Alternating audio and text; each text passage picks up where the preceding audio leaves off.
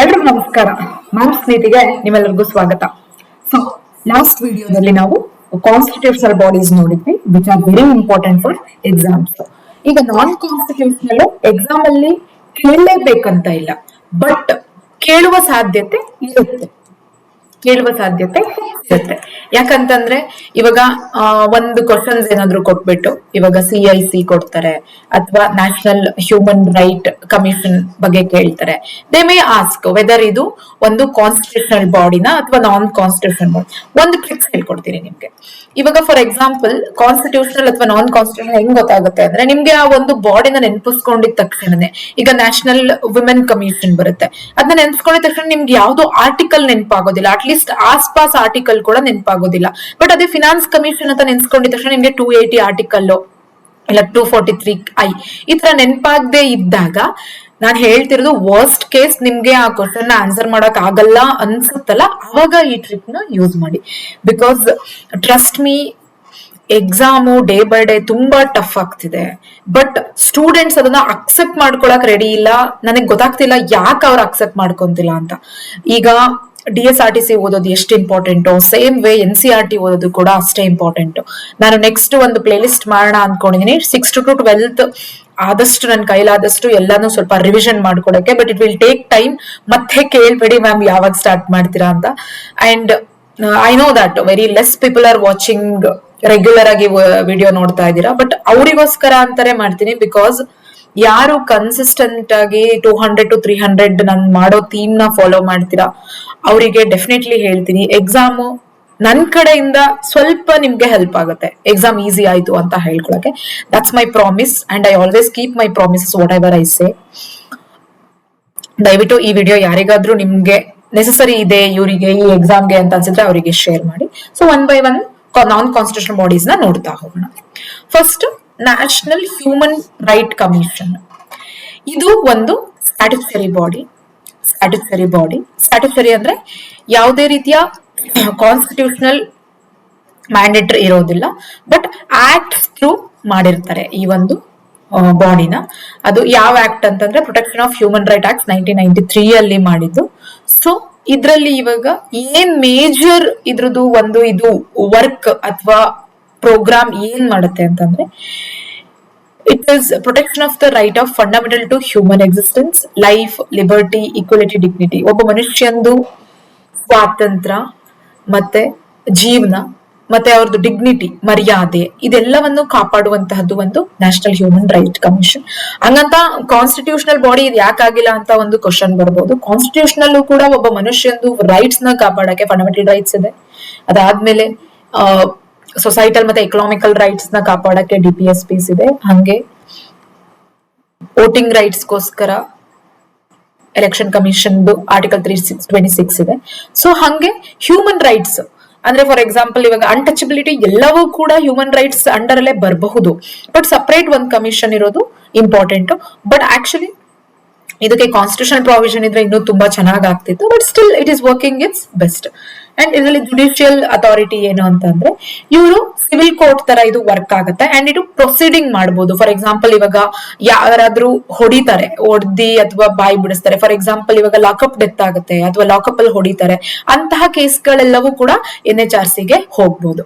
ಮತ್ತೆ time bound, ಏನಾದ್ರೂ time bound ಇದೆಯಾ ಅಂತ ಅಂದ್ರೆ ವಿದಿನ್ 1 year ಆಫ್ ಅಕರೆನ್ಸ್ ಅಲ್ಲಿ ಇವರು ಅದನ್ನ ಜಸ್ಟಿಸ್ ನ ಕೊಡಕ್ಕೆ ಟ್ರೈ ಮಾಡ್ತಾರೆ. 1 year ಒಳಗೆ, 1 year ಆಫ್ ದಿ ಇನ್ಸಿಡೆಂಟ್ ಏನಾದ್ರು. ಇವಾಗ ಮೇನ್ಲಿ ಇದು ಎಲ್ಲಿ ಬರುತ್ತೆ ಗೊತ್ತಾ, ಲಾಕಪ್ ಡೆತ್, ಮತ್ತೆ ಪೊಲೀಸ್ಗಳು ತುಂಬಾ ಚಿತ್ರಹಿಂಸೆ ಕೊಡ್ತಿರ್ತಾರೆ, ಮತ್ತೆ ಡಾಕ್ಟರ್ಸ್ ಕೆಲವು ಸಲ ಸರಿಯಾಗಿ ಟ್ರೀಟ್ ಮಾಡ್ತಿರಲ್ಲ, ಮತ್ತೆ ಜೈಲ್ಗಳ ಕಂಡೀಷನ್ಸ್ ಸರಿ ಇರೋದಿಲ್ಲ, ಹಾಸ್ಟೆಲ್ ಕಂಡೀಷನ್ಸ್ ಸರಿ ಇರೋದಿಲ್ಲ. ಆದ್ರೆ ಫ್ರೀ ಆಗಿ ಎಲ್ಲಿ ಸಿಗುತ್ತೆ ಅದು ಯಾವ ಪ್ಲೇಸಸ್ ಅಂತ ಕಡೆ ಒಬ್ಬ ಮನುಷ್ಯ, ಜೀವಂತವಾಗಿರೋ ಒಬ್ಬ ಮನುಷ್ಯನಿಗೆ ಯಾವ ರೀತಿಯಾದಂತಹ ಹಕ್ಕುಗಳ ಅವಶ್ಯಕತೆ ಇದೆ, ಆ ಹಕ್ಕುಗಳನ್ನು ನ್ಯಾಷನಲ್ ಹ್ಯೂಮನ್ ರೈಟ್ಸ್ ಕಮಿಷನ್ ನೀಗಿಸುತ್ತೆ. ಮತ್ತೆ ಇದಕ್ಕೆ ಇನ್ವೆಸ್ಟಿಗೇಷನ್ ಪವರ್ ಏನಿದೆ ಅಂತಂದ್ರೆ, ಆಸ್ ಐ ಸೆಡ್ ದಟ್ ಇವರು ಸ್ಕ್ರೂಟಿನಿ ಮಾಡಬಹುದು ಹೋಗಿ, ಬಟ್ ಇವರು ಯಾವುದೇ ರೀತಿಯಾದಂತಹ ಇದು ಕೊಡೋಕ್ಕಾಗೋದಿಲ್ಲ, ಏನಂತಾರೆ ಹೇಳಿ, ಶಿಕ್ಷೆ ಕೊಡೋಕ್ಕಾಗೋದಿಲ್ಲ. ಅದು ನೆಕ್ಸ್ಟ್ ಜುಡಿಷಿಯರ್ಗೆ ಹೋಗುತ್ತೆ. This is all about the national human rights commission. Next comes women, national commission for women. ಇದು ಕೂಡ ಸ್ಟ್ಯಾಟ್ಯುಟರಿ ಬಾಡಿನೇ, ಇದು ಕೂಡ ಕಾನ್ಸ್ಟಿಟ್ಯೂಷನಲ್ ಬಾಡಿ ಅಲ್ಲ. ಸೊ ಅದನ್ನ ನೆನಪಿರ್ಬೇಕು. ಇದು ಯಾವಾಗ ಎಸ್ಟಾಬ್ಲಿಷ್ ಆಯ್ತು ಅಂದ್ರೆ national commission for women act 1990 ಅಲ್ಲಿ ಆಯ್ತು. ಇದು ನಿಮ್ಗೆ ಗೊತ್ತಿರಬೇಕು, 1990 ಇದು ಪ್ರೊಟೆಕ್ಟಿಂಗ್ ದ ವುಮೆನ್ಸ್ ರೈಟ್, ಮತ್ತೆ ಅವ್ರನ್ನ ಎಕನಾಮಿಕಲಿ, ಸೋಷಿಯಲಿ ಮತ್ತೆ ಪೊಲಿಟಿಕಲಿ ಅವ್ರನ್ನ ಪ್ರಮೋಟ್ ಮಾಡುವಂತಹದ್ದು. ಇದಕ್ಕೋಸ್ಕರ ನ್ಯಾಷನಲ್ ಕಮಿಷನ್ ಫಾರ್ ವಿಮೆನ್ ಬಂದಿದೆ. ಇದು mainly under women and child development ministry ಕೆಳಗಡೆ ಕೆಲಸ ಮಾಡುತ್ತೆ ಮೇನ್ಲಿ, ಬಟ್ ನಾಟ್ ಎಕ್ಸಾಕ್ಟ್ಲಿ ಅಲ್ಲಿ ವರ್ಕ್ ಮಾಡುತ್ತೆ. ಸೊ ಇದು ನಿಮ್ಗೆ ಗೊತ್ತಿರಬೇಕು. ದೆನ್ ಅಂದ್ರೆ ನಾನು ಇನ್ನೊಂದು ಏನ್ ಹೇಳಕ್ ಬಂದಿಲ್ಲ, social justice and welfare ministry ಕೆಳಗೂ ಕೂಡ ಇದನ್ನ ಹಾಕಬಹುದು ಅಂತ. ಅಂಡ್ ಏನ್ ಕೋರ್ ಫಂಕ್ಷನ್ಸ್ ಮಾಡುತ್ತೆ ಅಂದ್ರೆ, ಈಗ ಮೇಜರ್ಲಿ ಒಬ್ಬ ವುಮನ್ ಎಲ್ಲೆಲ್ಲಿ ಇದು ಮಾಡ್ತಾರೆ, ಒಂದು ಡೊಮೆಸ್ಟಿಕ್ ವೈಲೆನ್ಸ್ ಅಂತ ಬಂದ್ರೆ ಇಲ್ಲಿ dowry case, sexual harassment, gender inequality treatment, ಇದೆಲ್ಲವೂ ಕೂಡ ಮೇಜರ್ಲಿ. ಇನ್ನೊಂದು ಡೊಮೆಸ್ಟಿಕ್ ಬಿಟ್ರೆ ಇನ್ನೆಲ್ಲಿ ವರ್ಕ್ ಪ್ಲೇಸ್ ಅಥವಾ ಎಂಪ್ಲಾಯ್ಮೆಂಟ್. ಇದಕ್ಕೇನು ವರ್ಕ್ ಪ್ಲೇಸ್ ಅಲ್ಲೂ ಕೂಡ ಸೆಕ್ಷುವಲ್ ಹರಾಸ್ಮೆಂಟ್ ಆಗಿರ್ಬೋದು, ಅಥವಾ ಅಪಾರ್ಚುನಿಟಿ ಇಲ್ಲದೆ ಇರ್ಬೋದು, ಮತ್ತೆ ಎಕ್ಸ್ಪ್ಲಾಯ್ಟ್ ಮಾಡೋದಾಗಿರ್ಬೋದು, ಇದೆಲ್ಲದ್ರದ್ದು ಕೂಡ ಇಂಥ ಇಶ್ಯೂಗಳನ್ನ ಇದು ಅಡ್ರೆಸ್ ಮಾಡುತ್ತೆ. ಮತ್ತೆ ಆ ತರ ಇಶ್ಯೂಗಳು ಕಂಡು ಬಂದಲ್ಲಿ ಅದನ್ನ ಈ ನ್ಯಾಷನಲ್ ವುಮೆನ್ ಕಮಿಷನ್ಗೆ ನಾವು ಇದು ಮಾಡಬಹುದು. ನನಗೆ ಇದ್ರ ಬಗ್ಗೆ ತುಂಬಾ ಚೆನ್ನಾಗಿ ಗೊತ್ತಿದೆ. They respond with in 3 days because one of my friend husband was abusing. So ನಾನೇ ಫೈಲ್ ಮಾಡಿದ್ದೆ national commission of women under ಅಲ್ಲಿ. ಅವರು ಪೊಲೀಸ್ ಸ್ಟೇಷನ್ ಗಿಂತ ತುಂಬಾ ಬೇಗ ಕೇಸಸ್ ನ ಸಾಲ್ವ್ ಮಾಡಕ್ಕೆ ಟ್ರೈ ಮಾಡ್ತಾರೆ, ನೆಗೋಸಿಯೇಷನ್ ಕರೀತಾರೆ. ಗಂಡ ಮತ್ತೆ ಹೆಂಡತಿ ಇಬ್ರು ಕೂಡ ವರ್ಕ್ಔಟ್ ಆಗ್ಲಿಲ್ಲ ಅಂತಂದ್ರೆ ನೆಕ್ಸ್ಟ್ ಡಿವೋರ್ಸ್ಗೆ, ಇವ್ರ ಥ್ರೂ ಹೋದ್ರೆ ಡಿವೋರ್ಸ್ ಅಂದ್ರೆ if the husband is really abusive, ಇವ್ರ ಕಡೆಯಿಂದ ಹೋದ್ರೆ ಹೆಲ್ಪ್ ಆಗುತ್ತೆ. ಸೊ ನಿಮ್ಗೆ ಯಾರಾದ್ರೂ ಗೊತ್ತಿದ್ರೆ, ಯಾರಿಗಾದ್ರೂ ನೆಸೆಸರಿ ಇದ್ರೆ ಇದ್ರ ಬಗ್ಗೆ ಸ್ವಲ್ಪ ಡೀಟೇಲಿಂಗ್ ಕೊಡ್ತಾ ಇರಿ. ಬಿಕಾಸ್ ಯಾಕಂತಂದ್ರೆ ತುಂಬಾ ಹೆಣ್ಮಕ್ಳು ಕಷ್ಟ ಪಡ್ತಿದ್ದಾರೆ, ಅವ್ರಿಗೆ ಎಲ್ಲಿ ಹೋಗ್ಬೇಕು, ಏನ್ ಮಾಡ್ಬೇಕಂತ ಗೊತ್ತಿರೋದಿಲ್ಲ. ಯಾಕಂತಂದ್ರೆ ಕೆಲವು ಪರಿಸ್ಥಿತಿಗಳನ್ನ ನಾನು ನೋಡಿದೀನಿ. ಕೆಲವು ಹೆಂಗಸರು ಎಷ್ಟು ಕಷ್ಟ ಪಡ್ತಾರೆ ಅಂತ ಅಂದ್ರೆ ಕೆಲವು ಸಲ ಡೆತ್ ಕೂಡ ಆಗುತ್ತೆ, ಫಿಸಿಕಲ್ ವೈಲೆನ್ಸ್ ಮಾಡಿ ಹಸ್ಬೆಂಡ್ ಅಥವಾ ಹಸ್ಬೆಂಡ್ ಮನೆ ಕಡೆಯವರು. ಅಂಡ್ ಇತ್ತೀಚೆಗೆ ನೋಡಿದಿರೋ ಸಿನಾರಿಯೋ ನೋಡಿದ್ರೆ ಕೆಲವು ವುಮನ್ ಸುಸೈಡ್ ಮಾಡ್ಕೊಂತಾರೆ. ಅಂತದಕ್ಕಿಂತ ಸಪರೇಟ್ ಆಗಿ ಅವ್ರ ಜೀವನ ಅವ್ರು ಸಾಕ್ಸೋದು, ಇವ್ರ ಜೀವನ ಇವ್ರು ಸಾಕ್ಸೋದು ಬೆಟರ್ ಇರುತ್ತೆ.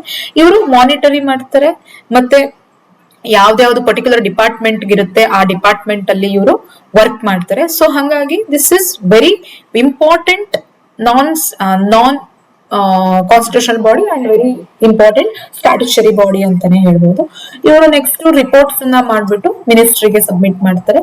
ಅಂಡ್ ಮೆನಿ ಏನಂತಾರೆ ಅವೇರ್ನೆಸ್ ಕ್ಯಾಂಪೇನ್ಸ್ ಎಲ್ಲವೂ ಕೂಡ ಇವ್ರ ಥ್ರೂ ಆಗುತ್ತೆ. ಇದು ನೋಡಿ, ಎಕ್ಸಾಮ್ ಅಲ್ಲಿ ನಿಮ್ಗೆ ಲಿಸ್ಟ್ ಕೊಟ್ಬಿಟ್ಟು ಯಾವ್ದು ಕಾನ್ಸ್ಟಿಟ್ಯೂಷನಲ್ ಬಾಡಿ, ನಾನ್ ಕಾನ್ಸ್ಟಿಟ್ಯೂಷನಲ್ ಬಾಡಿ ಅಂತ ಕೇಳುವಂತಹ ಕ್ವಶನ್ ಬರೋ ಸಾಧ್ಯತೆ ಇರುತ್ತೆ.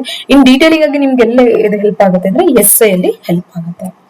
Then comes national green tribunal. ಇದು ಕೂಡ ನ್ಯಾಷನಲ್ ಗ್ರೀನ್ ಟ್ರಿಬ್ಯುನಲ್ ಆಕ್ಟ್ 2010 ನಲ್ಲಿ ಬಂದಿದಂತಹ ಒಂದು ಇದು. It's a specialised judicial body. ಇಲ್ಲಿ ಏನು ಅಂತ ಅಂದ್ರೆ ಯಾವುದೇ ರೀತಿಯಾದಂತಹ ಎನ್ವೈರನ್ಮೆಂಟಲ್ ಇಶ್ಯೂಸ್ ಕೋರ್ಟ್ಗೆ ಹೋಗೋಕ್ಕಿಂತ ಮುಂಚೆ ನ್ಯಾಷನಲ್ ಗ್ರೀನ್ ಟ್ರಿಬ್ಯುನಲ್ ಹೋಗುತ್ತೆ. ಇಲ್ಲೇ ನಮಗೆ ಗೊತ್ತಿದೆ NGT ನ್ಯಾಷನಲ್ ಗ್ರೀನ್ ಟ್ರಿಬ್ಯುನಲ್ ಜುರಿಸ್ಟ್ರಿಕ್ಷನ್ ಏನೇನ್ ಬರುತ್ತೆ ಅಂದ್ರೆ pollution and resource use, forest and resource policy, natural resource management, environmental protection, forest conservation, habitat safe guards. ಇದರಲ್ಲಿ ಮತ್ತೆ ಇನ್ನ ಲೆಜಿಸ್ಲೇಟಿವ್ ಫ್ರೇಮ್ ವರ್ಕ್ ಯಾವ್ಯಾವ್ದು ಬರುತ್ತೆ ಅಂತಂದ್ರೆ ಫಾರೆಸ್ಟ್ ಕನ್ಸರ್ವೇಟಿವ್ ಆಕ್ಟ್, ಮತ್ತೆ electronics protection act, biological diversity act, water act, prevention and control of pollution act, ಇವೆಲ್ಲವೂ ಬರುತ್ತೆ. Air prevention and control act. So mainly ನಿಮ್ಗೆ ಗೊತ್ತಿರಬೇಕು ಹೆಡ್ ಕ್ವಾರ್ಟರ್ಸ್ ಎಲ್ಲಿದೆ NGT. This is in Delhi, New ಡೆಲ್ಲಿಯಲ್ಲಿ ಲೊಕೇಟ್ ಆಗಿದೆ. And other 4 sub headquarters ಎಲ್ಲಿದೆ ಅನ್ನೋದು ನೀವು ಬರಿಬೇಕು. ಇದನ್ನ ವರ್ಕ್ ಮಾಡಿ ಯಾವ್ಯಾವ್ದ್ರಲ್ಲಿದೆ ಅಂತ. ಮೇಜರ್ಲಿ ಇದಿರೋದು New Delhi NGT. Then central vigilance commission ಏನಕ್ಕೆ ಬೇಕು ಅಂತ ಅಂದ್ರೆ public administration authority and integrity. ಅಂದ್ರೆ ಯಾವ್ದಾದ್ರು ಆಂಟಿ ಕರಪ್ಷನ್ ಫ್ರೇಮ್ ವರ್ಕ್ ಬೇಕಂತಂದ್ರೆ ಸೆಂಟ್ರಲ್ ವಿಜಿಲೆನ್ಸ್. ಇತ್ತೀಚೆಗೆ ನೋಡಿ ಕರಪ್ಷನ್ ತುಂಬಾ ಜಾಸ್ತಿ ಆಗ್ತಿದೆ.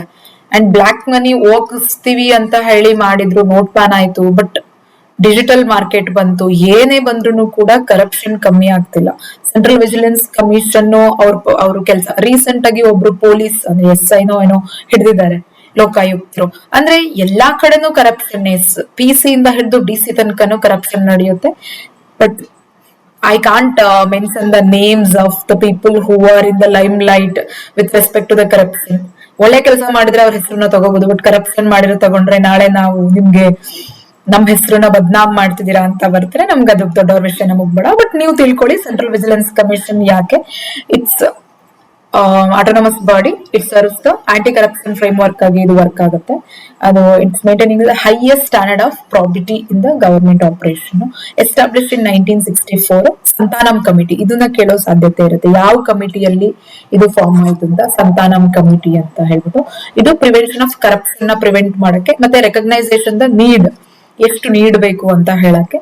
ಅಂಡ್ ಇದ್ರಲ್ಲಿ ಏನು ಅಂತಂದ್ರೆ, granted the statutory status granted ಆಗಿದ್ದು 2003 ಅಲ್ಲಿ. ಇದನ್ನ ಕೇಳಬಹುದು ಏನಂತ, central vigilance commission it's statutory body since it formed ಅಂತ. ನೋ, ಫಾರ್ಮ್ ಆಗಿದ್ದು 1964 ಅಲ್ಲಿ under the Santhanam committee.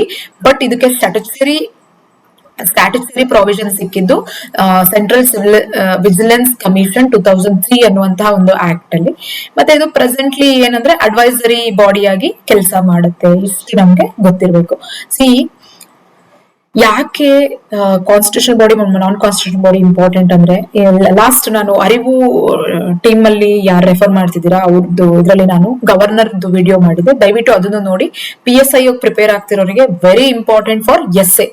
And I will tell you one thing, ನಾನು ಅಲ್ಲಿ ಮಾಡುವಂತಹ ಕಾನ್ಸೆಪ್ಟ್ ನ ಇಲ್ಲಿ ಮಾಡೋದಿಲ್ಲ, ಇಲ್ಲಿ ಮಾಡೋದನ್ನ ಅಲ್ಲಿ ಮಾಡೋದಿಲ್ಲ, ಯಾಕಂದ್ರೆ ರಿಪೀಟೆಡ್ ಆಗ್ಬಿಡುತ್ತೆ. So I don't want any repetition. What ever the topic I choose there and I choose here, it's entirely different. And ಅದು ಕ್ಲಾಸ್ ಅಲ್ಲಿ ಮಾಡುವುದು ಕಾನ್ಸೆಪ್ಟ್ ಸ್ವಲ್ಪ ನಿಮ್ಗೆ ಇನ್ನ ಚೆನ್ನಾಗಿ ಅರ್ಥ ಆಗುತ್ತೆ. ದಯವಿಟ್ಟು ಯಾರ್ಯಾರೆಲ್ಲ ಈ ನಂದು ವಿಡಿಯೋಸ್ ನ ಫಾಲೋ ಮಾಡ್ತಿದ್ರೆ ಅಲ್ಲೂ ನೋಡಿ, because where I teach, blackboard ಅಲ್ಲಿ ಟೀಚ್ ಮಾಡುವಾಗ ಐ ಕ್ಯಾನ್ ಎಕ್ಸ್ಪ್ಲೈನ್ ಇನ್ನ ಒಂಥರ ಡಿಫ್ರೆಂಟ್ ಆಗಿ, ಹೋಲಿಸ್ಟಿಕ್ ಆಗಿ ಎಕ್ಸ್ಪ್ಲೈನ್ ಮಾಡಿರ್ತೀನಿ. ಐ ಆಮ್ ನಾಟ್ ಟೆಲ್ಲಿಂಗ್ ಇಲ್ಲಿ ಎಕ್ಸ್ಪ್ಲೈನ್ ಮಾಡಲ್ಲ ಅಂತ. ಅಲ್ಲಿ ನಾನು ಒಂದಿನಕ್ಕೆ ಒಂದೇ ಟಾಪಿಕ್ ತಗೊಂತೀನಿ. ಅಂದ್ರೆ ಸೆಂಟ್ರಲ್ ವಿಜಿಲೆನ್ಸ್ ಕಮಿಷನ್ ಅಂತ ತಗೊಂಡ್ರೆ I talk only about the central vigilance commission in depth.